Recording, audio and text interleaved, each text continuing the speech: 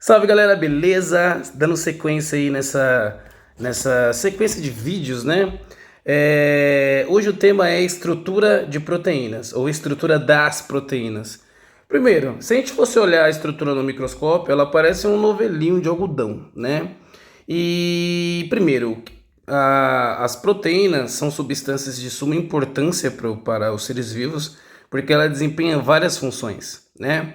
E as proteínas elas são formadas por pequenas unidades chamadas de aminoácidos, tá? E aí o que acontece? Conforme vai juntando os aminoácidos, vai se desenvolvendo uma proteína. Então, quando a gente fala em estruturas proteicas, nós temos três níveis, podendo ter um quarto. O primeiro nível é quando os aminoácidos estão todos linear, então, ou seja, uma sequência seguida da outra, um aminoácido seguido do outro, de forma linear. A segunda estrutura é quando ela começa a ter uma torção, né? Começa a ter uma torção dos aminoácidos.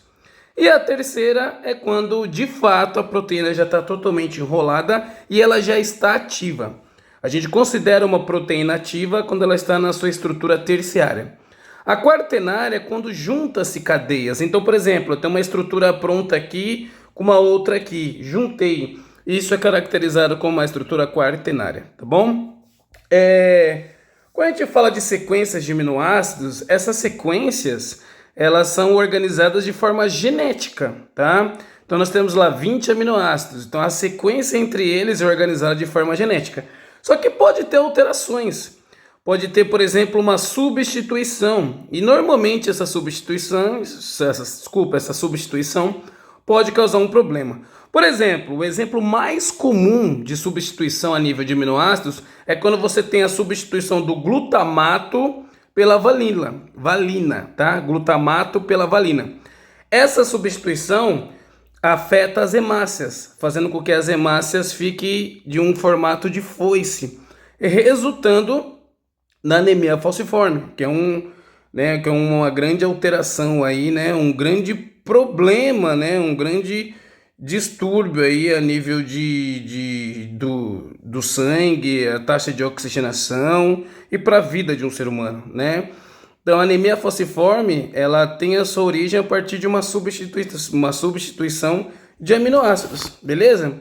E aí quando a gente fala de proteínas, essa organização de aminoácidos, ela também pode ser afetada por temperatura. Quando você pega altas temperaturas, você acaba desnaturando esses aminoácidos.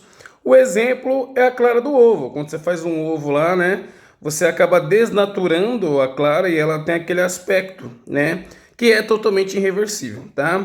E aí as proteínas, elas podem ser divididas em dois tipos, né? Nós temos proteínas chamadas proteínas conjugadas, que são aquelas somente formadas por aminoácidos, e temos também aquelas proteínas chamadas proteína prostética, que é aquela que tem aminoácidos mais outros componentes, né? Por exemplo, exemplos de proteínas protésticas. Hemoglobina. A hemoglobina ela tem aminoácidos mais o ferro na composição. Quer ver outro exemplo? O muco, que é o catarro, por exemplo. Ali ele tem o que? A sequência de aminoácidos mais glicídios, né? Por isso que a gente chama de glicoproteico, tá? A gente pode citar também, deixa eu ver, a gente pode citar o colesterol, né? Que tem ali ácidos graxos mais aminoácidos. A gente pode citar, por exemplo, a cromatina, que está lá no nosso material genético, no núcleo das células, que também tem proteínas, tem aminoácidos mais ácidos nucleicos. Então eu quero que vocês entendam, né, que essa adição de componentes nos aminoácidos forma aí o que a gente chama de proteínas protésticas, beleza? Tamo junto, beijos, abraços, fui!